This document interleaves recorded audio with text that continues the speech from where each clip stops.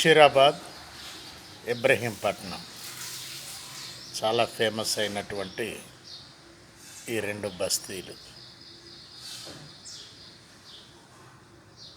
తహసీల్దార్ ఆఫీసులో పనిచేస్తున్నటువంటి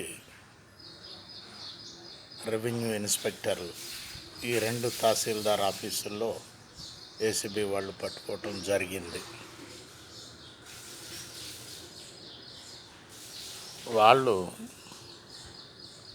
లక్షలు డిమాండ్ చేశారంటే వాళ్ళ దగ్గర ఎంత ప్రాపర్టీ ఉన్నదో ఆలోచించండి.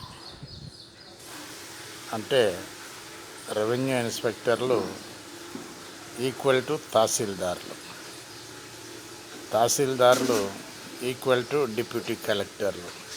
అంటే వారి సంపాదన ఆ విధంగా ఉంటుందని అర్థం. చూసుకోండి, ఒకసారి ఆలోచించండి. వాళ్ళ దగ్గర ప్రాపర్టీస్ ఎంత ఉన్నాయో. ప్రజలు అవేర్నెస్తో ఉన్నారు, ఏసీబీ వాళ్ళు యాక్టివ్గా పనిచేస్తున్నారని దీని అర్థం. ఆలోచించండి ప్లీజ్. బివి ప్రసాద్, హైదరాబాద్.